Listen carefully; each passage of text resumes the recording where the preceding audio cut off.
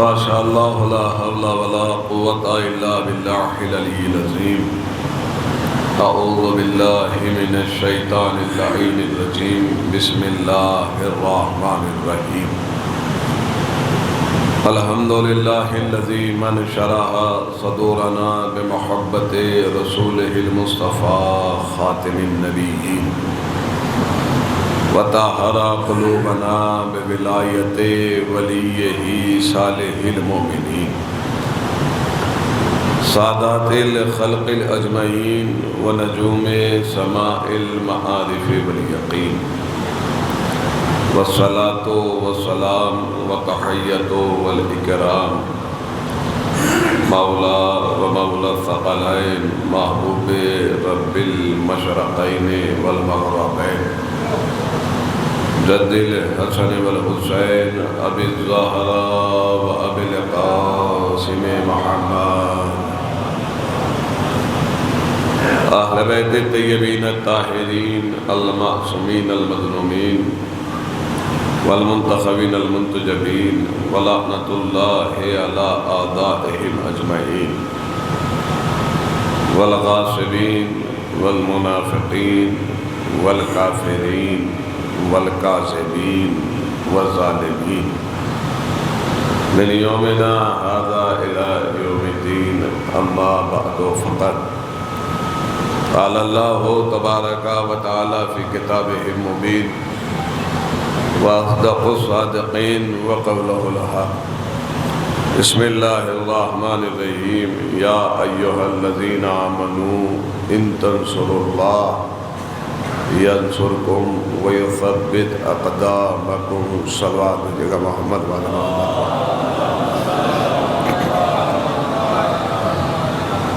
عزیزان محترم بزرگان ملت، مرحوم کے اصالِ ثواب کے لیے اس مجلس اعزاز کا انعقاد کیا گیا ہے بعنوان سویم. لہذا اولاً مقام دعا ہے کہ پروردگارہ بطفیل چاہردہ معصومین علیہ السلام مرحوم کو جواری ائمہ میں جگہ عنایت فرما. پروردگارہ تجھے واسطہ محمد والے محمد کا مرحوم کو اور حاضرین مجلس کے مرحومین کو کربلا والوں کی شفاعت نصیب فرما. پروردگارہ تجھے واسطہ محمد والے محمد کا مرحوم کو اور حاضرین کے مرحومین کو چاہردہ معصومین علیہ السلام کی شفاعت نصیب فرما. مرحوم کے درجات عالیہ میں اضافے کے لیے اور اپنے اپنے مرحومین کے درجات عالیہ میں اضافے کے لیے عظمت محمد و آل محمد پر بلندتر صلوات.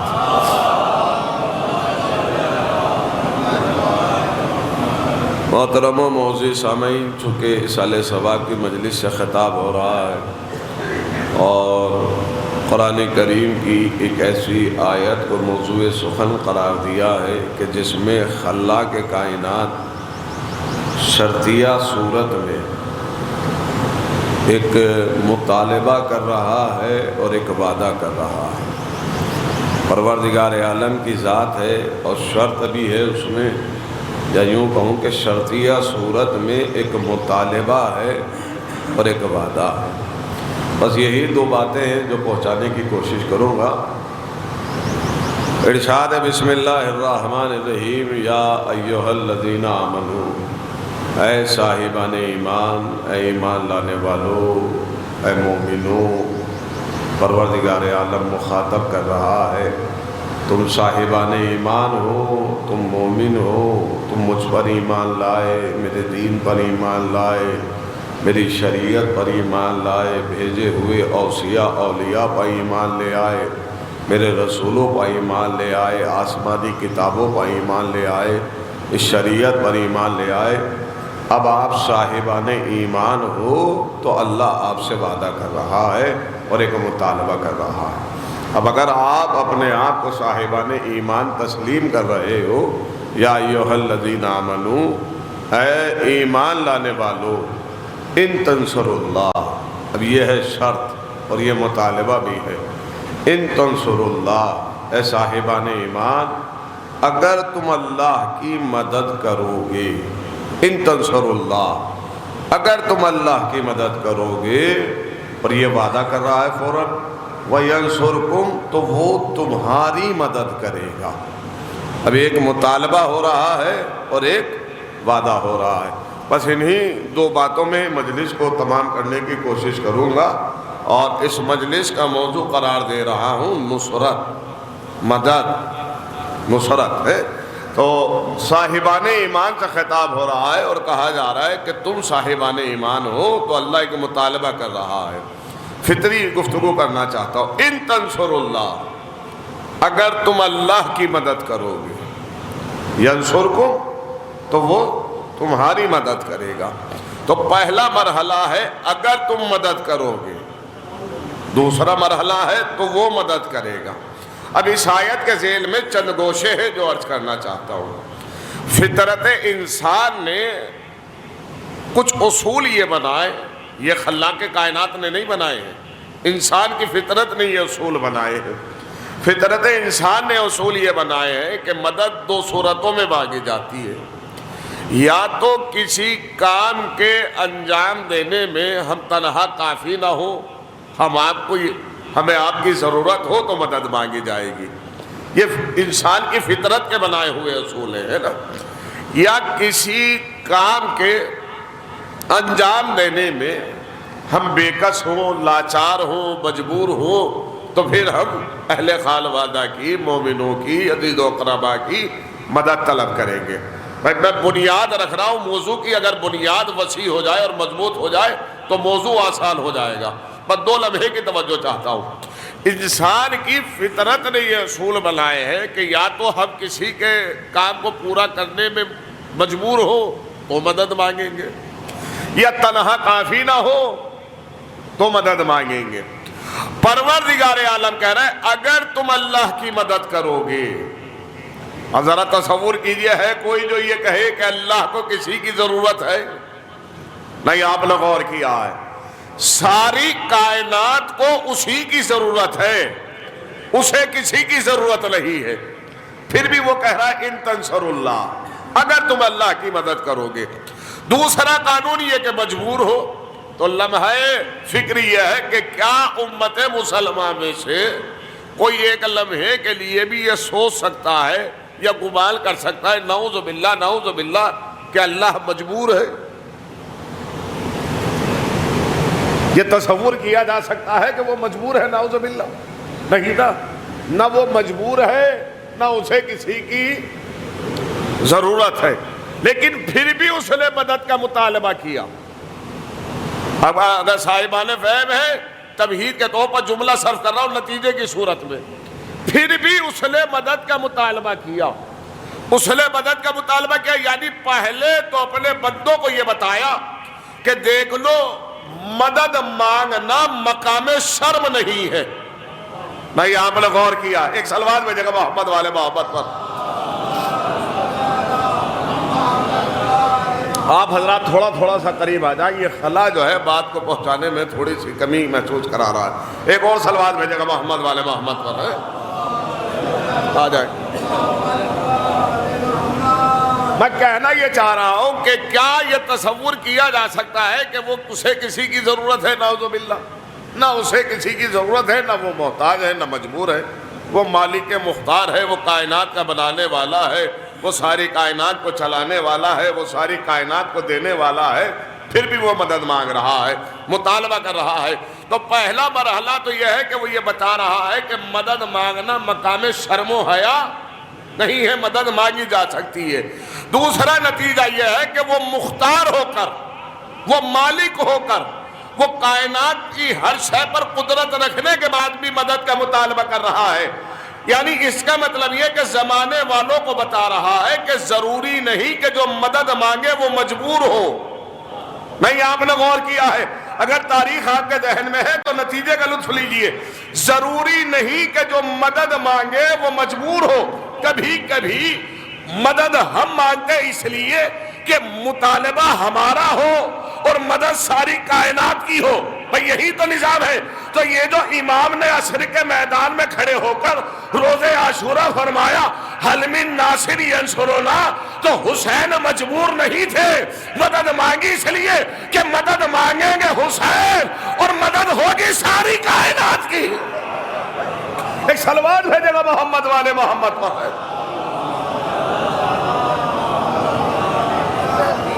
تو لہذا ان تنصر اللہ، اگر تم اللہ کی مدد کرو گے، اب یہ شرط ہے صاحبان فہم کے لیے، پھر ایک نتیجہ اور ہے، ان تنصر اللہ پہلے مطالبہ ہے اور پھر وعدہ ہے، وہ تمہاری مدد کرے گا اگر تم مدد کرو گے۔ ایک اردو ادب کا ایک لفظ رکھنا چاہتا ہوں، جو خود مدد مانگ رہا ہو وہ آپ کی کیا مدد کرے گا؟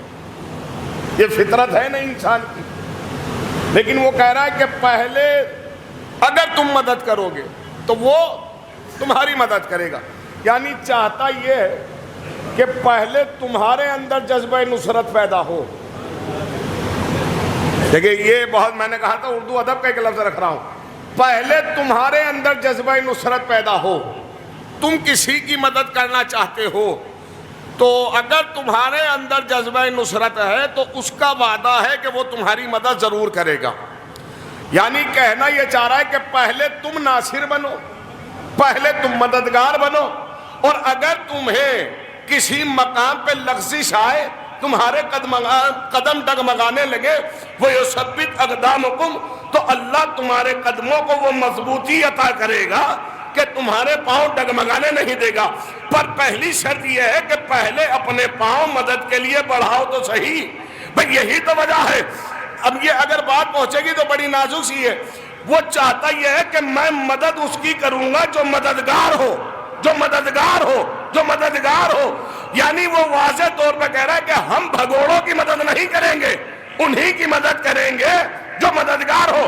یہی وجہ ہے کہ خیبر میں علم لے جانے والے بہت سارے ہوئے، 39 دن تک جاتے رہے پر مدد نہیں آئی، 40ویں دن آئی، اس لیے کہ مددگار کی مدد کا وعدہ اللہ کا ہے، فرار کی مدد کا وعدہ اللہ کا نہیں ہے۔ پہلے تم مددگار بنو، پہلے تم مددگار بنو، پھر وہ تمہاری مدد کرے گا۔ نصرت الہی ہے یہ۔ تو ایک دو مثالیں اور عرض کروں گا۔ اللہ کی مدد آتی کیسے؟ یہ بھی ایک اہم مرحلہ ہے اور اہم مسئلہ ہے۔ اس کی مدد کا اصول و قانون یہ ہے کہ جب مدد آتی ہے تب احساس نہیں ہوتا کہ مدد آ گئی، جب مدد ہو چکی ہو تب معلوم ہوتا ہے کہ مدد آئی تھی۔ یہ اس کی مدد کا ایک اصول، ایک قانون ہے۔ جب وہ آ رہی ہے تب احساس نہیں ہوتا کہ مدد آ رہی ہے، جب ہو چکی ہوتی ہے تب احساس ہوتا ہے کہ مدد آ چکی ہے، ہو گئی ہے۔ بس مثلا آج 9 ذی الحجہ ہے تو واقعہ آپ کے ذہن میں ہے، میں اللہ کی مدد کے حوالے سے پڑھ رہا ہوں۔ 8 ذی الحجہ کو جناب ابراہیم نے اپنے بیٹے اسماعیل سے عرض کیا، میرے لال 3 شبوں سے ایک ہی خواب دیکھ رہا ہوں۔ اب یہاں لمحہ فکر ہے، واقعہ آپ کے ذہن میں ہے، میں تو ایک منفرد طور پر نتیجہ دینا چاہتا ہوں اور یہ جوانوں کے لیے تحفہ بھی ہے۔ 3 شبوں سے ایک ہی خواب دیکھ رہا ہوں۔ پوچھا بابا کیا؟ کہ میرے لال میں آپ کو مینا کے میدان میں ذبح کر رہا ہوں۔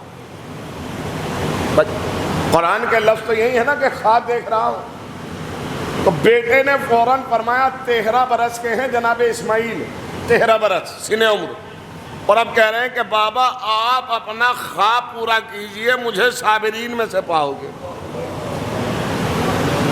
اب یہ جملہ جوانوں کے لیے جو جوان بیٹھے ہوئے ہیں، باپ ایک خواب دیکھ رہا ہے، باپ یہ نہیں کہہ رہے کہ میں بیٹا مجھ پر وحی آئی ہے، نہ یہ کہا کہ مجھ پر فرشتہ نازل ہوا ہے، واضح طور پر کہا کہ میں 3 شبوں سے متواتر ایک ہی خواب دیکھ رہا ہوں۔ اور اب یہ بیٹا ہے 13 برس کا بیٹا جو کہہ رہا ہے کہ آپ اپنا خواب پورا کیجئے، مجھے صابرین میں سے پائیں گے۔ حسن خطابت میں جملہ کہہ رہا ہوں، جوانوں کے لیے ہدیہ کر رہا ہوں۔ بیٹا کہہ رہا ہے مجھے آپ صابرین میں سے پائیں گے، آپ اپنا خواب پورا کیجئے۔ یہ جملہ سننے کے بعد کہنے کا دل چاہتا ہے کہ کہوں وہ بیٹا ہی کیا جو باپ کا خواب پورا نہ کر سکے. آپ نے غور نہیں کیا ہے؟ اگر یہی سناٹا رہا تو پڑھنے کی کیا ضرورت ہے؟ وہ بیٹا ہی کیا جو اپنے باپ کا خواب پورا نہ کر سکے. 13 برس کے اسماعیل کہہ رہے ہیں، اور کہا کہ مجھے صابرین میں سے پائیں گے. بیٹے کے اس جذبے کو دیکھ کر باپ کا سر فخر سے بلند ہو گیا. بیٹے کا جذبہ ہے. ارادہ تو ابراہیم کر چکے ہیں، اسماعیل سے بتا اس لیے رہے تاکہ ابراہیم کی مرضی بھی شامل حال ہو جائے، تاکہ زمانہ یہ نہ کہہ سکے کہ اس قربانی کو بس ابراہیم نے انجام دیا. جتنا زیادہ جذبہ قربانی ابراہیم نے دکھایا، اتنا ہی جذبہ قربانی کا اظہار حضرت اسماعیل نے بھی کیا. اور اب جناب ہاجرہ سے کہہ رہے ہیں کہ ایک چھری لے آؤ اور ایک رسی لے آؤ. اب یہ میں نے کہا کہ واقعہ کیوں نہ آپ کے ذہن میں ہو، عموماً یہ سنت ابراہیم کو شریعت محمدی میں رکھا گیا ہے. کل عید قربان بھی ہے، امت مسلمہ زور و شور پر اس عید کو منائے گی. عموماً حضرت ابراہیم کے ساتھ اسماعیل گھر سے جاتے تھے، پر کبھی ایسا نہ ہوا کہ چھری اور رسی ہمراہ لے گئے ہو. لیکن آج جناب ہاجرہ نے پوچھا، جا رہے ہو بیٹے کو لے کر اور چھری اور رسی ساتھ لے جا رہے ہو، خیریت تو ہے؟ تو ابراہیم نے فوراً کہا کہ ہو سکتا ہے کہ مینا کے میدان میں دمبا ذبح کرنا پڑ جائے. اب یہ اگر آپ کے ذہن ہموار ہیں اور آمادہ ہیں تو فضیلت میں جملہ کہہ رہا ہوں. جہاں ابراہیم کے پاس نبوت ہے، رسالت ہے، امامت ہے، خلت ہے، وہیں قرآن نے ایک خاص صفت کی طرف اشارہ کیا ابراہیم کو، اور خاص صفت سے یاد کیا. کہا کہ ابراہیم صدیق ہے. کیا ہے ابراہیم؟ صدیق. اور علماء اصطلاح کرتے ہیں کہ صدیق وہ نہیں ہوتا جو، دیکھیں یہ جملے کا لطف لیجئے گا، علماء نے صادق و صدیق کی وضاحت کی ہے کہ صادق و صدیق میں فرق کیا ہے. کہ صدیق وہ نہیں ہوتا جو وہی بولتا ہے جو سچ ہوتا ہے، اسے صدیق نہیں کہتے. پھر صدیق کسے کہتے ہیں؟ جو بول دے وہی سچ ہو جائے. نہیں، آپ بہت خاموش ہیں. جو بول دے وہی سچ ہو جائے. ابراہیم گھر سے کہہ کے جا رہے ہیں ہو سکتا ہے کہ مینا کے میدان میں دمبا ذبح کرنا پڑ جائے. یہی وجہ ہے کہ صرف دمبا ہی آیا، کوئی دوسرا جانور نہ آیا. اس لیے کہ صدیق نے کہا تھا، دوسری دلیل دو، ایک صدیقہ نے اور کہا تھا کہ کپڑے درزی کے گئے ہیں تو جنت کے دروغوں کو یہی کہنا پڑا، انا خیاط الحسنین، میں حسنین کا درزی ہوں. اس لیے کہ جو صدیق ہوتا ہے، جو کہتا ہے وہی ہوتا ہے. تو لہذا حضرت ابراہیم کہہ کر جا رہے ہو سکتا ہے کہ مینا کے میدان میں دمبا ذبح کرنا پڑ جائے. اور اب لے کر چلے ہیں مینا کے میدان میں. اور جب مینا کے میدان میں پہنچے تو اسماعیل کو لٹایا. اسماعیل کی خواہش پر بیٹے نے خواہش کی ہے کہ بابا آپ اپنی آنکھوں پر پٹی باندھ لیجئے. اسماعیل کی خواہش پر باپ نے اپنی آنکھوں پر پٹی باندھی. اب اصطلاح تو یوں کی جاتی ہے کہ چونکہ باپ کو بیٹے کو ذبح ہوتے ہوئے دیکھنا باپ کے لیے امر مشکل ہے. چھری کا کنٹینیو چلنا اس بات کی علامت ہے کہ ابراہیم کو پتہ ہی نہیں چلا کہ مدد کب آ گئی. یہی تو میں عرض کر رہا ہوں، یعنی بتانا یہ چاہتا ہوں کہ جب اللہ مدد بھیجتا ہے تو مدد کے آنے کا پتہ نہیں چلتا، جب ہو چکی ہو تب پتہ چلتا ہے کہ مدد آ گئی ہے. یہی اصول ہے اللہ کا. دوسری ایک نصرت الہی کو مدد کے حوالے سے ایک مثال اور عرض کرتا چلو کہ اللہ کہاں مدد کرتا ہے اور کہاں مدد نہیں کرتا. آخری بات ہے، بس آخری بات.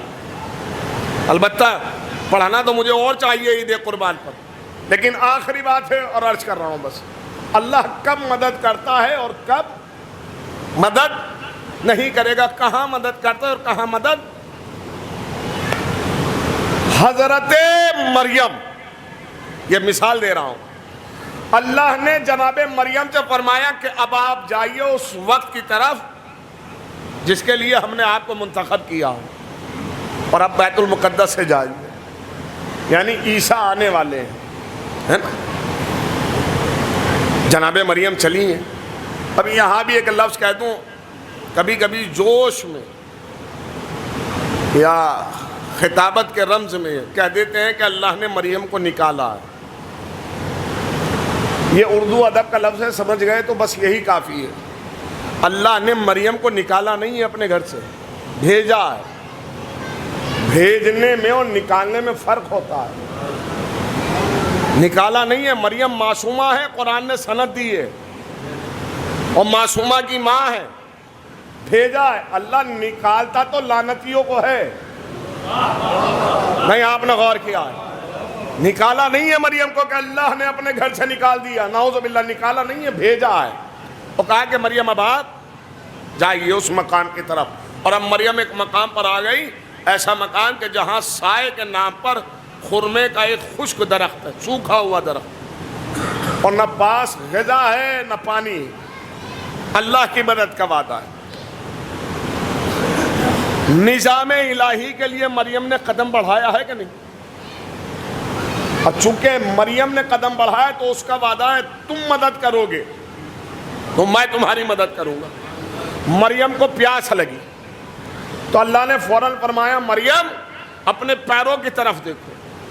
اب جو مریم نے پیروں کی طرف دیکھا تو چشمہ جاری ہوا،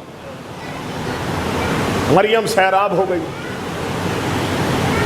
اللہ کہاں مدد کرے گا اور کہاں نہیں کرتا ہے، بس یہ مرحلہ ہے اور یہی بتانا ہے، مجلس تمام ہو جائے گی۔ اب مریم کو بھوک لگی تو جس خشک خرمے کے درخت سے مریم پشت لگا کر بیٹھی تھی، خشک، اسی کی طرف اللہ نے فرمایا مریم اس خرمے کی طرف دیکھو، اس درخت کی طرف۔ اب جو دیکھا تو درخت تر و تازہ ہو گیا اور اس پر خرمے تیار ہو گئے، اور اب اللہ نے فرمایا مریم اسے ہلاؤ۔ مریم نے ہلایا، خرمے گر گئے، مریم نے تناول کیے، بھوکی تھی، سیراب ہو گئی، شکم پر ہو گئے۔ نتیجہ روایت میں سنا چکا ہوں، آیات کا مفہوم تھا، اب نتیجہ سن لیجئے۔ پہلے پیاس لگی تو اللہ نے چشمہ جاری کیا، یہ ہے اللہ کی مدد۔ مریم کو بھوک لگی تو خشک درخت کو تر و تازہ کیا اور اس پر میوات خرمے تیار ہو گئے، یہ ہے اللہ کی مدد۔ اور اب کہہ رہے ہیں کہ مریم اسے ہلاؤ۔ دیکھیے کیفیت کو سمجھیے گا، جب مریم حجرے میں تھی تو اللہ جنت سے میوات بھیجتا رہا، نہیں کہا کہ مریم فلاں مقام سے اٹھا لینا۔ پیاس لگی تو چشمہ جاری کر دیا، خرمے نہیں تھے تو درخت کو تر و تازہ کر دیا اور خرمے آمادہ ہو گئے، اور پھر کہا کہ اسے ہلاؤ۔ میں بار بار متوجہ نہیں کروں گا، ذرا سنیے گا، ہے اسے ایسے سمجھیے اگر دروازے پہ کوئی دق الباب کر رہا ہو، آپ کریں یا میں، اور اندر سے آواز آ جائے کہ آ رہا ہوں، تو کیا دوبارہ دق الباب کیا جاتا ہے؟ نہیں نا۔ لیکن جب تک آواز ہی نہ آئے تو کم سے کم مجھے بتاتے رہیں کہ دق الباب فکر کی دہلیز پہ ہو رہا ہے، تاکہ مجھے جملے بار بار نہ دہرانے پڑے۔ بس ذرا سی کیفیت کو سمجھیے۔ اللہ نے مریم سے نہیں کہا ہے، جب پیاس سمجھ لیتی ہے، آسان سے لفظ میں کہہ دوں تو ماڈرن زمانے میں کہہ دوں تو لکی، مثلا یہ گاڑی میرے لیے بہت لکی ہے۔ اللہ کی رحمت پہ بھروسہ نہیں رہا ہے، اگر میں یہ والا لباس پہن کے جاتا ہوں تو میرا کام بن جاتا ہے، اس کی حکمت پہ بھروسہ نہیں ہے، چیزوں میں یقین بنا لیا۔ یہ بالکل وہی والی سچویشن ہے کہ آج میری دعا اس لیے قبول ہو گئی فوراً چونکہ میں نے اس بت کے سائے میں بیٹھ کے دعا مانگی، لہذا اس نے اپنے ہم خیال لوگوں کو جمع کیا اور پورا واقعہ سنایا اور لوگ جمع ہو گئے اور اب اس بت کے سائے میں بیٹھ کے دعا مانگنے لگے۔ پروردگار عالم نے فوراً کہا کہ انہوں نے ہماری رحمت کو اپنے عذاب سے تبدیل کیا ہے، ان پر باب استجابت بند کر دیا جائے۔ دعا کی قبولیت کا دروازہ بند ہو گیا۔ اب ان میں سے ایک نے کہا دعا قبول نہیں ہو رہی ہے، شاید خدا ناراض ہے تو قربانی دی جائے گی۔ تو کہا ٹھیک ہے میں بھیڑ لے آتا ہوں، قربانی دی جائے گی۔ تو وہاں ایک شاطر شخص بیٹھا ہوا ہے، اس نے فوراً کہا جانوروں کی قربانی تو سب دیتے ہیں، ہم اپنی اولاد کی قربانی دیں گے اور یہ عمل فلاں دن طے پائے گا۔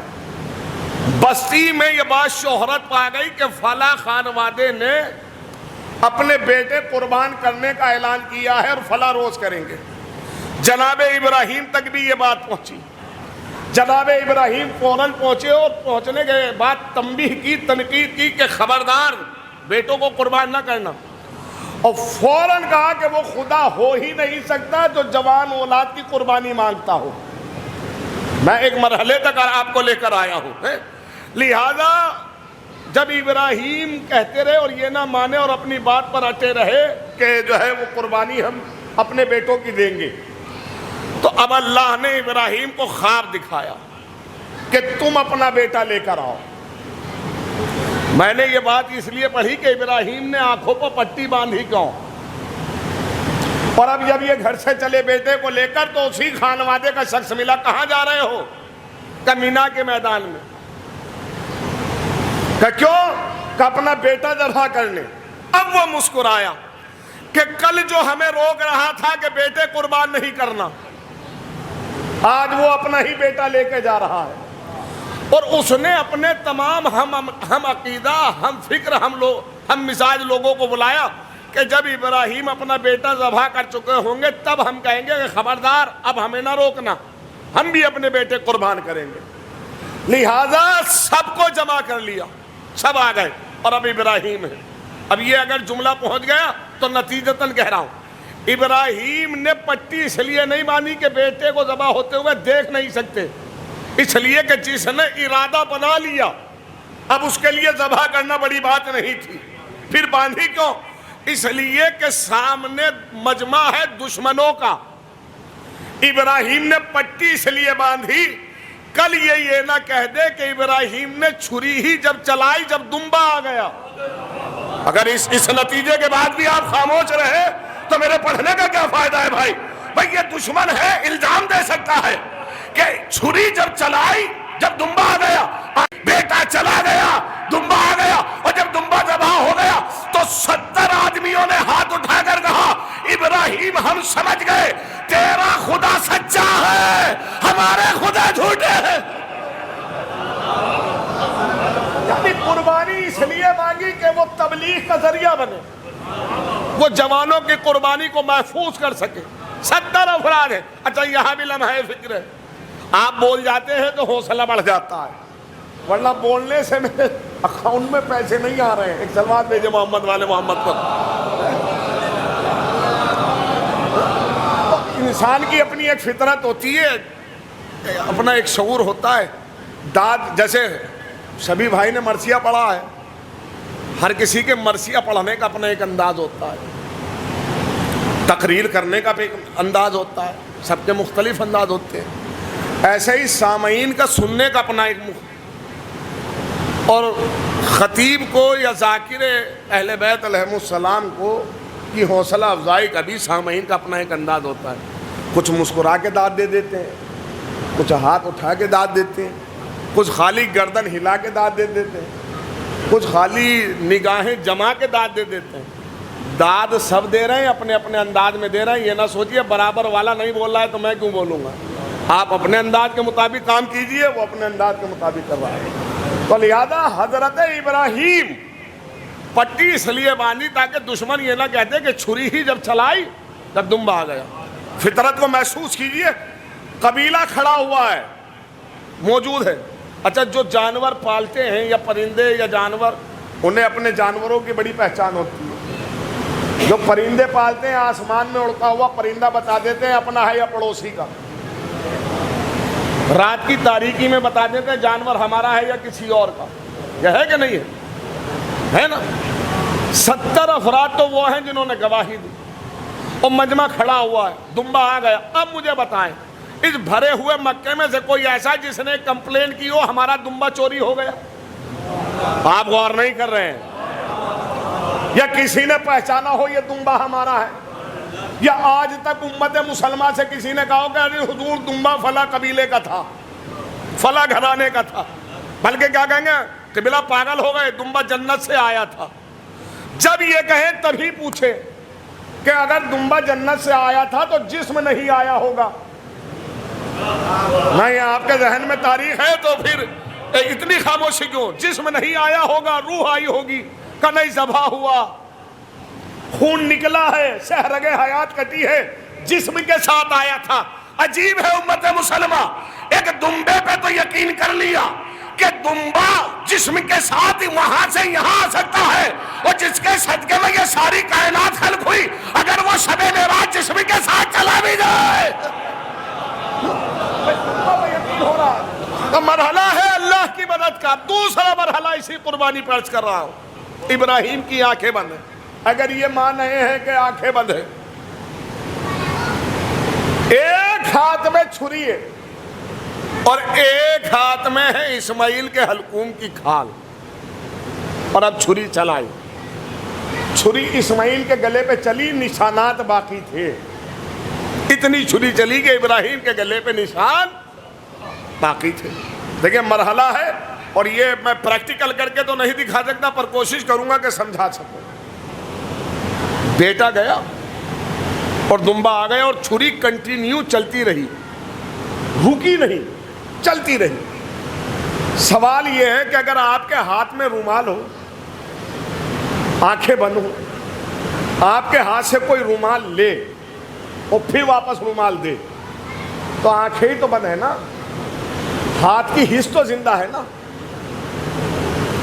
آپ کو فوراً احساس ہوگا نا کسی نے رومال واپس لے لیا ہے، آپ فوراً آنکھیں کھولیں گے کس نے لیا ہے۔ لیکن ابراہیم چھری کنٹینیو چلاتے رہے، اسماعیل چلے گئے اور دمبا، یعنی ابراہیم کو پتہ نہیں چلا کہ بیٹا کب گیا اور دمبا۔ اگر بیٹے کے جانے کا احساس ہوتا تو فوراً آنکھیں کھولتے، بیٹا کہاں جا رہا ہے۔ چھری کا کنٹینیو چلنا اس بات کی علامت ہے کہ ابراہیم کو پتہ ہی نہیں چلا کہ مدد کب آ گئی۔ یہی تو میں عرض کر رہا ہوں، یعنی بتانا یہ چاہتا ہوں کہ جب اللہ مدد بھیجتا ہے تو مدد کے آنے کا پتہ نہیں چلتا، جب ہو چکی ہو تب پتہ چلتا ہے کہ مدد آ گئی ہے۔ یہی اصول ہے اللہ کا۔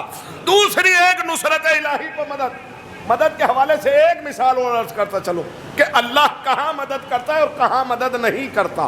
آخری بات ہے، بس آخری بات، البتہ پڑھانا تو مجھے اور چاہیے عید قربان پر، لیکن آخری بات ہے اور عرض کر رہا ہوں بس، اللہ کب مدد کرتا ہے اور کب مدد نہیں کرے گا، کہاں مدد کرتا ہے اور کہاں مدد۔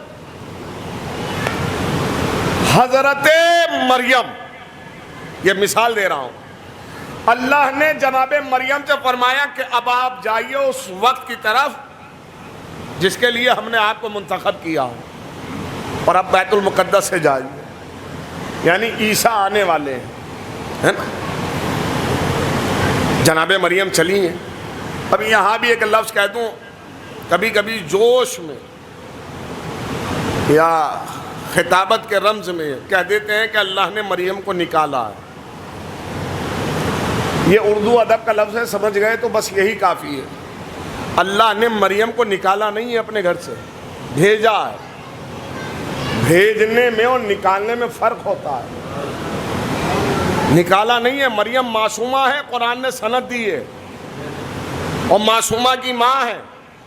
بھیجا ہے، اللہ نکالتا تو لعنتیوں کو ہے، نہیں آپ نے غور کیا ہے، نکالا نہیں ہے مریم کو کہ اللہ نے اپنے گھر سے نکال دیا، نعوذ باللہ، نکالا نہیں ہے، بھیجا ہے۔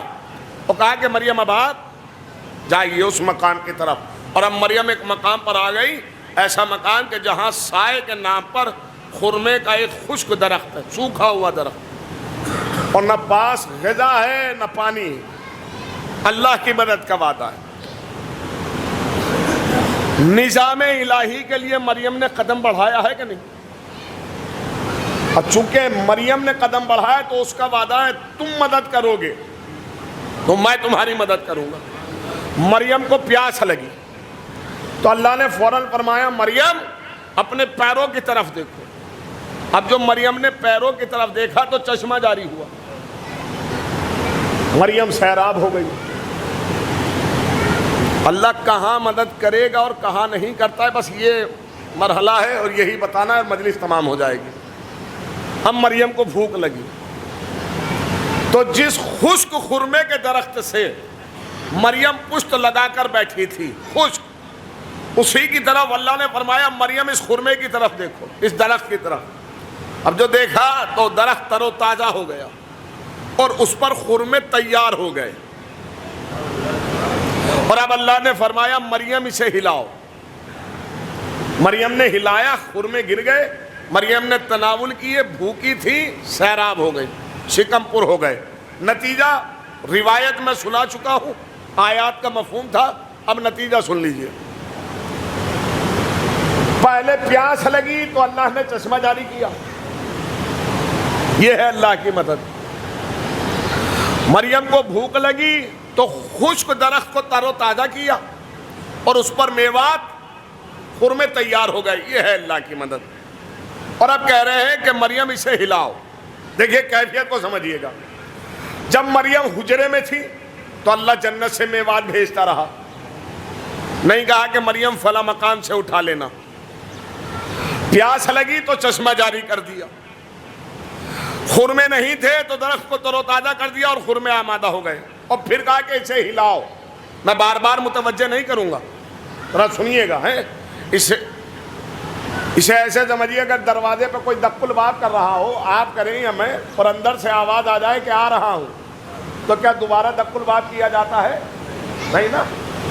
لیکن جب تک آواز ہی نہ آئے تو کم سے کم مجھے بتاتے رہیں کہ دق الباب فکر کی دہلیز پہ ہو رہا ہے، تاکہ مجھے جملے بار بار نہ دہرانے پڑے۔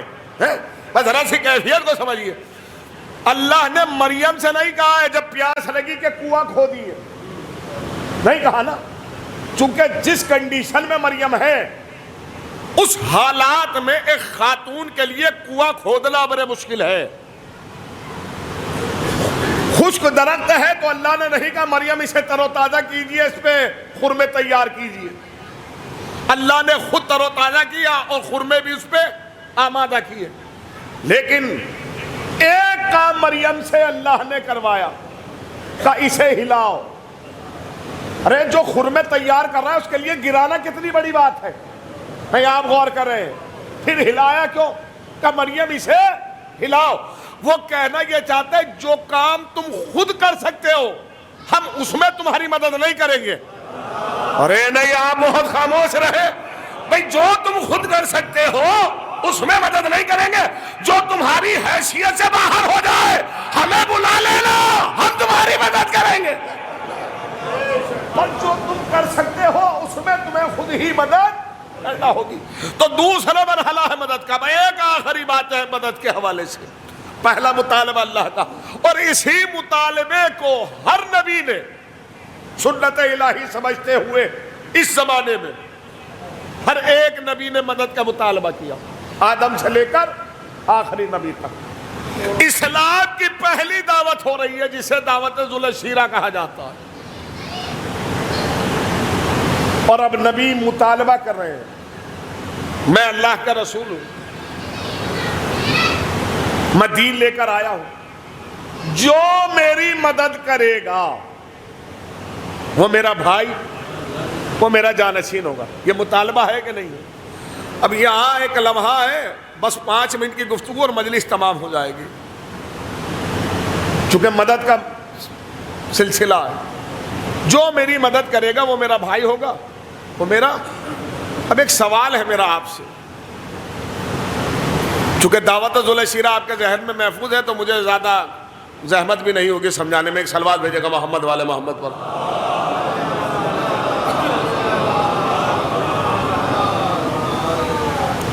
اجازت ہو؟ لہذا یہ جو دعوت ہو رہی ہے ایک کیفیت کو سمجھیے گا، یہ اس دعوت پر بلایا کس نے؟ بھائی لوگوں کو بلایا کس نے؟ دعوت ذو الشیرہ، مجھے گواہی دو تو میں آگے بڑھ جاؤں۔ دعوت ذو الشیرہ کی جو دعوت دے رہے ہیں کس نے دی ہے؟ رسالت مآب نے دی ہے نا۔ کبھی کبھی خاموشی جو ہے وہ مشکوک کر دیتی ہے تو ہے نا. تو لہذا دعوت ذوالِ شیرہ جو ہے وہ دعوت کس نے دی ہے؟ بلایا کس نے؟ اور دعوت کس چیز کی دی جا رہی ہے؟ اسلام کی, ہے نا. اب میں کیا کروں ایسے زمانے میں پوچھ رہا ہوں جب دعوت کا نام دسترخوان رکھ لیا گیا ہے, تو اس لیے تھوڑا سا جواب دینے میں کشمکشی ہے. بھائی دعوت کس چیز کی دی جا رہی ہے؟ دعوت یعنی بلاوا, انویٹیشن ہے اسلام کی نا. بلایا کس نے ہے؟ رسول نے. کس کے لیے بلایا ہے؟ اسلام کے لیے. بلانے والے ہیں رسول. کس کے نام پر؟ اسلام کے نام پر. اور اہتمام کس نے کیا ہے؟ کس نے؟ جناب ابو طالب نے. کھلایا کس نے؟ جناب ابو طالب نے. کس کے نام پر؟ اسلام کے نام پر. بلانے والے ہیں رسول اسلام کے نام پر, کھلانے والے ہیں جناب ابو طالب کس کے نام پر؟ وہ 3 دن تک کھلایا. کس کے نام پر کھلایا گیا؟ اسلام کے نام پر. اور تاریخ کی ستم ظریفی دیکھو, جو اسلام کے نام پر کھلاتا رہا اسے تو کافر کہتے رہے, اور جو اسلام کے نام پر کھاتے رہے انہیں مسلمان کہتے رہے. یہ تاریخ کی ستم ظریفی ہے کہ نہیں ہے؟ ارے بھائی جو اسلام کے نام پر کھلا رہا ہے اسلام. اب یہ دعوت ہے تو پھر ایک جملہ اور عرض کرتا چلو, یہ عقیدت سے لبریز ہے حضور. اسلام کی پہلی دعوت دی جا رہی ہے, اور پہلی ہی دعوت میں دسترخوان کی آراستگی کی گئی ہے, کھلایا گیا ہے اور دعوت دی گئی ہے.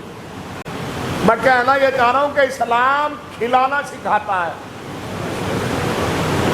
اب اگر بات پہنچے تو بہت, چونکہ غالباً 36 سال کی ایج ہو گئی ہوگی, 37 سال کے قریب, 30-35 سال سے تو ایک مدعا میں دیکھ رہا ہوں اس کا حل نہیں ہو پایا. بہت زیادہ تو نہیں میں بیان کروں گا, اور وہ مسئلہ ہے کھانے کا. جبکہ اس کی کتنی معرفت ہے اور کتنی فضیلت ہے یہ تو معصومین نے بیان کیا ہے. سوال یہ ہے کہ کھلائے وہ جسے کھلانے کی معرفت ہو. دسترخوان آباد کرنا آل محمد کی تہذیب ہے, اور تہذیب یافتہ گھرانوں کی ثبوت ہے کہ یہ تہذیب یافتہ گھرانہ ہے دسترخوان کو آباد کرنا. لیکن میں چونکہ موضوع میرا نصرت ہے تو اس لیے میں عرض کر رہا ہوں, ایک مطالبہ ہو رہا ہے جو میری مدد کرے گا. گھر ہے جناب ابو طالب کا, جناب ابو طالب موجود ہے کہ نہیں ہے نا. مولا کائنات ہے, جناب عقیل ہے, اور جناب جعفر ہے. 3 بیٹے ہیں دعوت ذوالِ شیرہ میں موجود, جناب ابو طالب کے, اور خود جناب ابو طالب موجود ہے. اب ایک سوال ہے, مدد مانگ رہے ہیں رسول, 2 صورتوں سے بات خالی نہیں. یا تو یہ کہیے کہ پہلے سے مدد نہیں ہو رہی ہے جو اب مدد مانگی جا رہی ہے. بھائی مدد تو رسالت میں آپ کی پہلے سے ہو رہی ہے نا. بستر پہ خطرہ محسوس ہوا تو جناب ابو طالب نے اپنے بچوں کو لٹایا, رسالت کو بچایا. تجارت میں خطرہ محسوس ہوا تو سارا مال بچھرا میں فروخت کر دیا اور واپس لے آئے.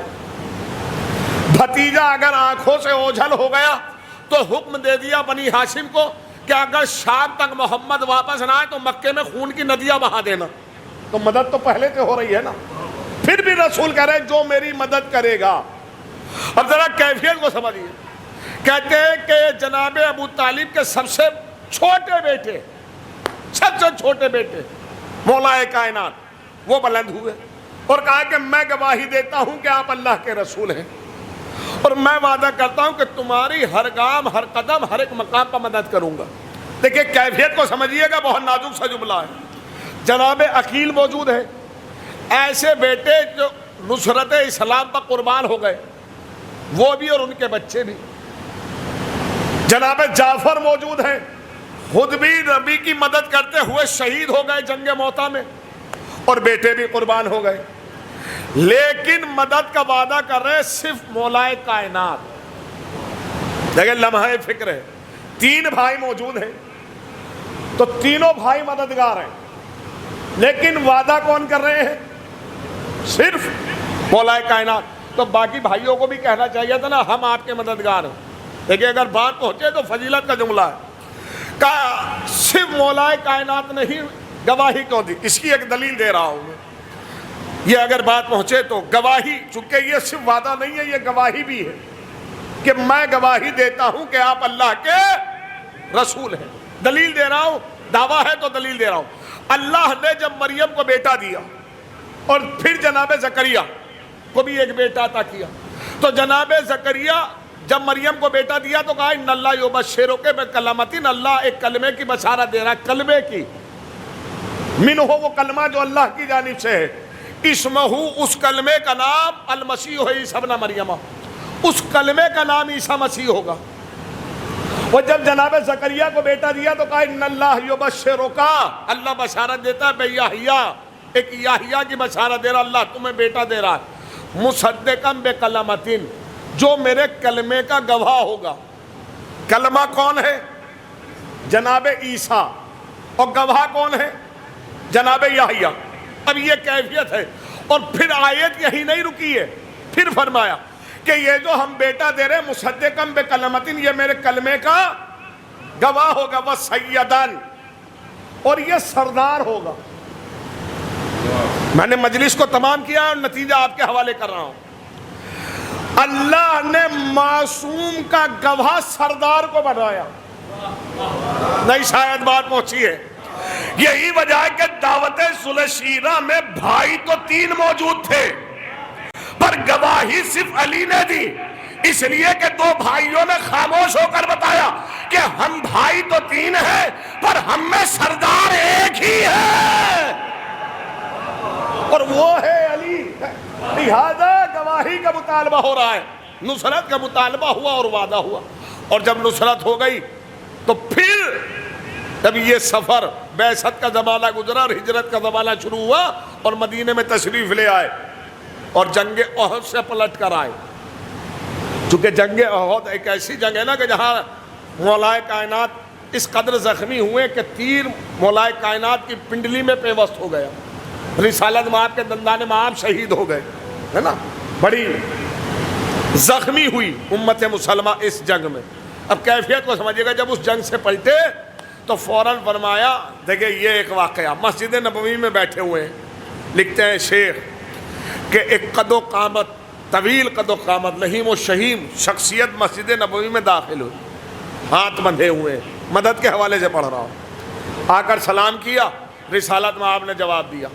آنے والے نے فوراً کہا یا رسول اللہ آپ میری آخری امید ہو. میرے ہاتھ بندھے ہیں، بس انہیں کھول دیجیے. تو پوچھا کب سے بندھے ہیں اور کس نے باندھے ہیں؟ کہا کس نے باندھے یہ تو نہیں جانتا، پر کب سے بندھے ہیں کہ جب نوح کا سفینہ پانی پہ رواں دواں تھا تو میں قوم جنات سے ہوں، تو شیطان نے مجھے ورغلایا اور میں نے سفینے کو پلٹنا چاہا، اپنی قوت کے اپنے بازوؤں کی قوت کا اظہار کیا. نوح نے اپنی زبان سے چند کلمات جاری کیے. نہ جانے نوح نے کسے مدد کے لیے بلایا کہ اس کا مددگار پانی کی سطح پہ چلتا ہوا آیا. وہ اپنے رہوار پر بیٹھا ہوا تھا، آنکھوں کی چمک ایسی تھی کہ جس کی تابانی ابھی بھی میری آنکھوں میں موجود ہے. لہذا اس نے میرے ہاتھوں کو باندھا. تو نبی نے فرمایا کہ نوح کے بعد تو بہت سارے انبیاء آئے، ان کے پاس چلے جاتے. کہا یا نبی اللہ، ہر نبی کے پاس گیا، پر جس کے پاس جاتا تھا وہ یہی کہہ کے لوٹا دیتا تھا جس نے باندھے ہیں وہی کھولے گا.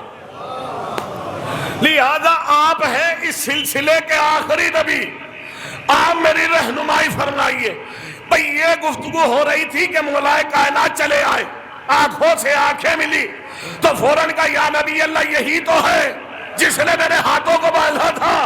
اور یہ گواہی ملنے کے بعد رسول نے فرمایا اے علی تم میرے مددگار ہو اور میرے نہیں ہر انبیاء کے مددگار تم ہی تھے.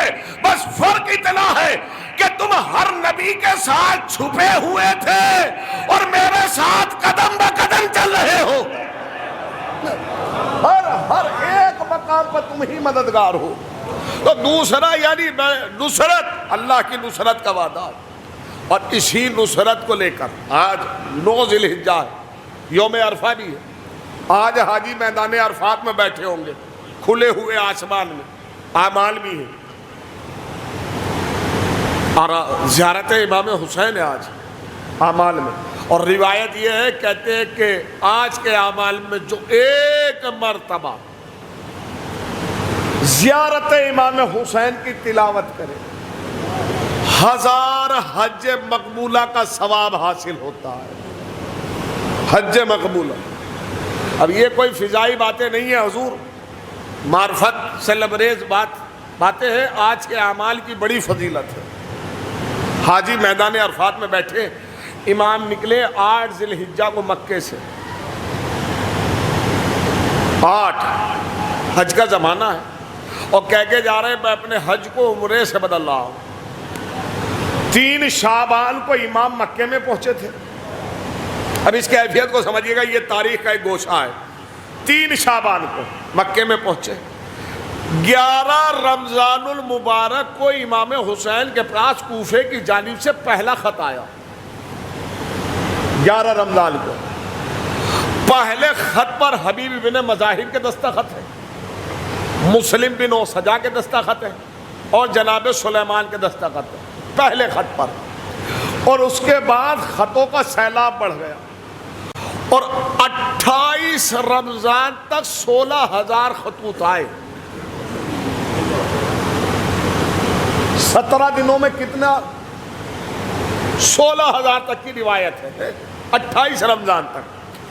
5 شوال کو، عید کی 5ویں کو، امام نے خط کا پہلا جواب دیا، اور اس میں لکھا کہ میں اپنی جگہ اپنے بھائی اخی، اپنے اہل بیت کے بھروسے مند شخص کو اپنا سفیر، اپنا نائب مقرر کر کر بھیج رہا ہوں، لہذا اس کے ہاتھ پر بیعت کر لینا. اس کے ہاتھ پر بیعت کی تو سمجھنا حسین کے ہاتھ پر بیعت کی. یہ جناب مسلم ہے، مرثیہ پڑھا گیا جناب مسلم کے حوالے سے. آپ نے غور سے سنا ہو تو اس مرثیے میں ایک لفظ رکھا، ہراول، ہراول حسینی. اب اردو ادب کا جنازہ نکل چکا ہے تو لہذا لفظوں کی معرفت نہیں رہی. ہراول لشکر کا وہ اہم سپہ سالار کہ جس کی شجاعت پر پورے لشکر کا حوصلہ ٹکا ہوا ہو، اسے ہراول کہتے ہیں. اور یہ مقام ہے جناب مسلم کا، پہلے اپنا بھائی کہنا، اپنا سفیر بنانا. 6 شوال کو جناب مسلم کوفے سے روانہ ہوئے. پہلے مدینے آئے، قیس بن مساہر کو ہمراہ لیا، اور اب جو ہے کوفے کی طرف روانہ ہوئے.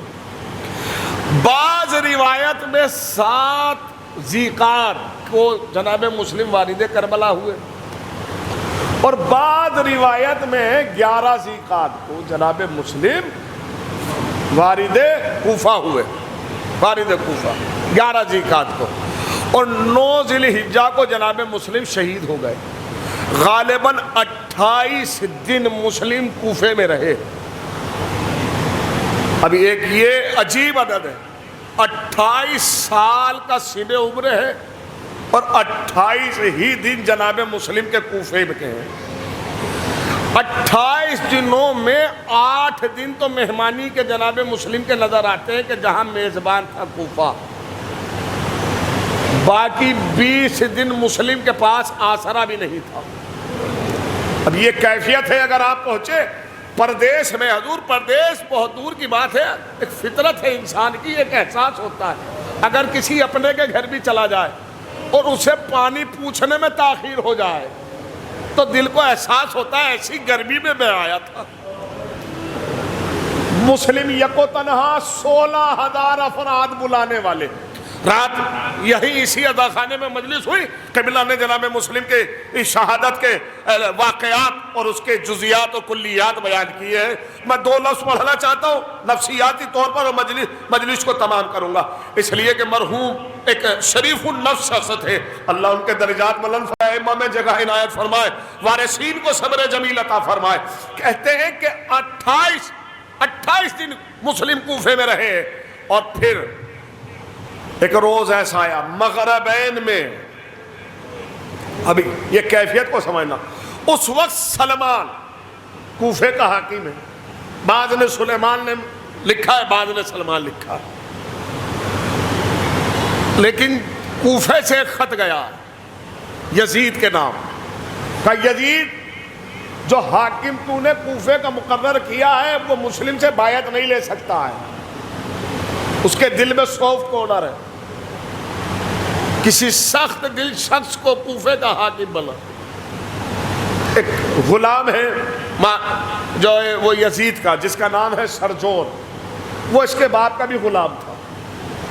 اس نے پوچھا کہ سرجون یہ بتا کہ کوفے کا حاکم کسے، اگر میرے باپ ہوتا تو کوفے کا حاکم کسے بناتا؟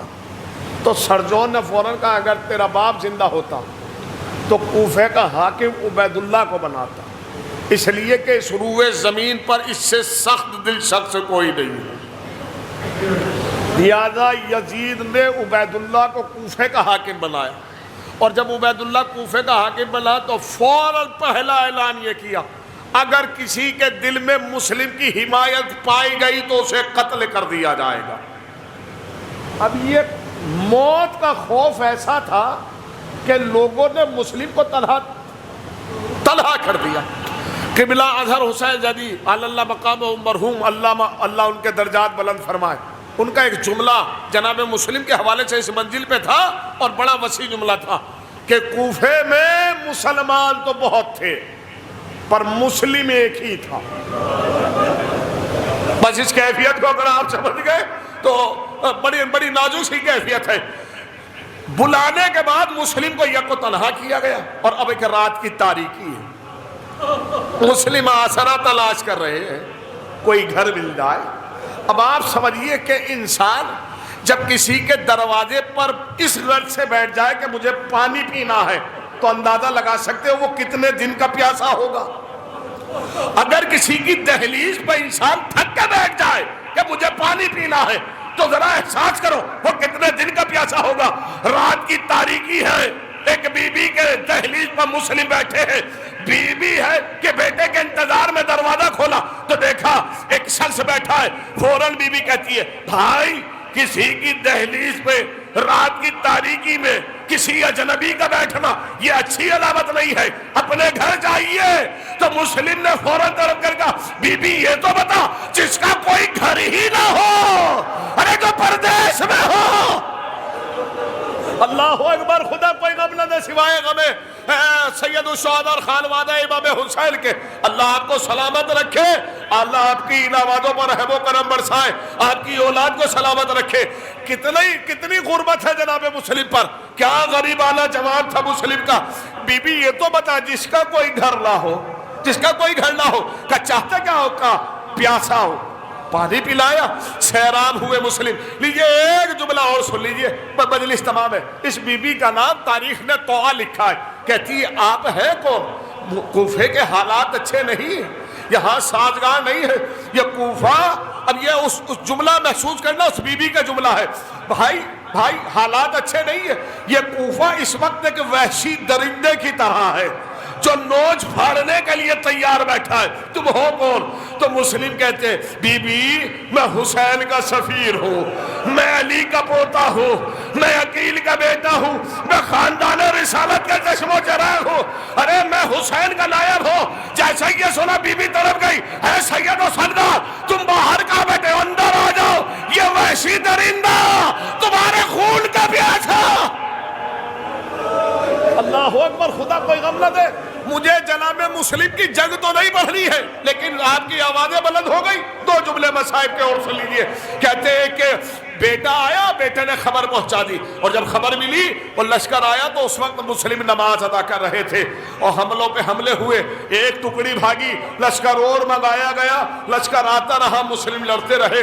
اور جب یہ دیکھ لیا کہ مسلم پر ہم قابض نہیں ہو سکتے, مسلم پر ہم غلبہ نہیں پا سکتے, تو ایک تنگ گلی میں ایک گڑھا کھودا گیا, اس کو ڈھکا گیا, فریب دے کر مسلم کو گرفتار کیا گیا. اور جب اسیر کر دربار میں لائے, عبید اللہ ملعون کہتا ہے کہ اپنے امیر کو سلام کرو. مسلم نے آنکھوں میں آنکھیں ڈالی اور فوراً فرمایا تو میرا امیر نہیں ہے, اس لیے کہ ظالم ہمارا امیر نہیں ہو سکتا, میرا امیر تو ابھی حالت سفر میں ہے, جسے میں نے خط لکھ دیا آقا کوفے چلے آئیے. اللہ اکبر.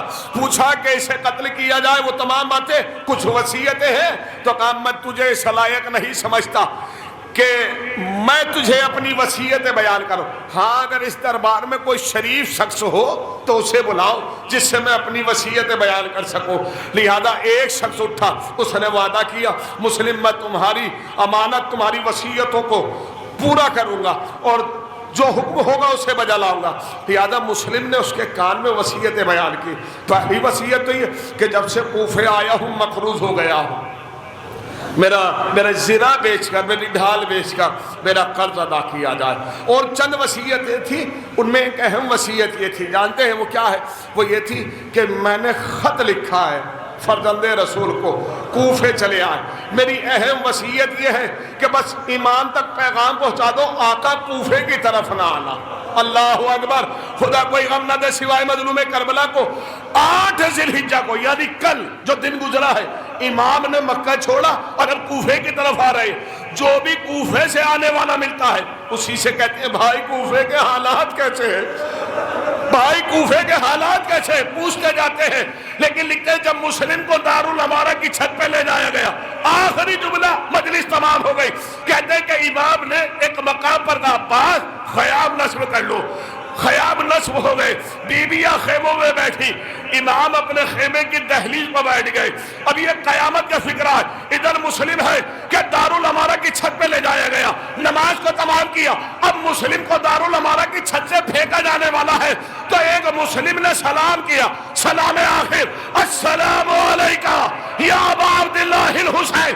یہ سلام جیسے ہی حسین کے کان میں پہنچا, حسین بلند ہو گئے اور کہا وعلیکہ السلام یا اخی مسلم بن عقیل, اے میرے بھائی مسلم تم پر بھی میرا سلام. پر جیسے ہی مسلم کا نام زبان حسین سے زینب نے سنا, زینب تڑپ گئی, اے بھائی کہ میرا مسلم بھائی آ گیا. امام نے تڑپ کر فرمایا اے زینب مسلم نہ آیا, مسلم کا آخری سلام. اے زینب مسلم کی یتیمہ کو پرسا دو, پیشانی کا بوسہ لو, اس لیے کہ مسلم کی بیٹی یتیم ہو گئی, اس کا بابا مظلومانہ موت پردیس میں شہید کر دیا. انا للہ و انا الیہ راجعون. رضم بقضائہ و تسلیما لامرہ. الا لعنت اللہ علی قوم الظالمین, الا لعنت اللہ علی قوم الفاسقین و فاجرین. پروردگارہ تجھے واسطہ محمد والے محمد کا ہمارے اس مختصر سے ذکر اور اس مختصر سے پرسے کو, یعنی اس مختصر سی عبادت کو شرف مقبولیت عطا فرما. خدایا تو نے جو بھی ثواب اس عبادت کا مقرر فرمایا وہ مرحوم کے درجات عالیہ میں اضافت کا سبب قرار فرما. پروردگارہ تجھے واسطہ محمد والے محمد کا مرحوم کو جوار ائمہ میں جگہ عنایت فرما. پروردگارہ تجھے واسطہ محمد والے محمد کا بالخصوص تجھے واسطہ یتیمان کربلا کا, اسیران کربلا کا, مرحوم کی بیٹی کو, بھائیوں کو, بہنوں کو, عزیز و اقربا کو صبر جمیل عطا فرما. پروردگارہ تجھے واسطہ محمد والے محمد کا مرحوم کو اور حاضرین کے مرحومین کو کربلا والوں کی شفاعت نصیب فرما. چہردہ معصومین علیہم السلام کی شفاعت نصیب فرما. پروردگارہ تجھے واسطہ محمد والے محمد کا جو مومن و مومنات بیمار ہیں ان کو شفائے کاملہ و عاجلہ عنایت فرما۔ خدایا علماء حقہ کا سایہ، قوم کے بزرگان کا سایہ اور ہمارے والدین کا سایہ ہمارے سروں پر قائم و دائم فرما۔ پروردگارہ اس قوم کے جوانوں کو تمام زمینی اور آسمانی آفات، شر شیاطین و حاسدین و منافقین سے محفوظ فرما۔ پروردگارہ تجھے واسطہ محمد والے محمد کا جو مومن و مومنات مقروض ہیں ان کے قرض کو خزانہ غیب سے ادا فرما۔ پروردگارہ جو بے اولاد ہیں ان کو اولاد صالح عنایت فرما۔ پرچم اسلام کو سربلندی عنایت فرما، دشمنان اسلام کو نیست و نابود فرما۔ ظالم دگارہ تجھے واسطہ محمد والے محمد کا ہمارے امام کے ظہور میں تاجیل فرما، ہمیں ان کا امن و انصار میں شمار فرما۔ ایک مرتبہ سورہ حمد اور 3 مرتبہ سورہ اخلاص کے تلاوت فرما کر مرد مومن مرحوم و مغفور سید علی میاں ابن مرحوم سید مظاہر حسین کی روحین کو ارشاد فرمائے۔ اللہم صلی اللہ علیہ وسلم۔ بسم اللہ الرحمن الرحیم۔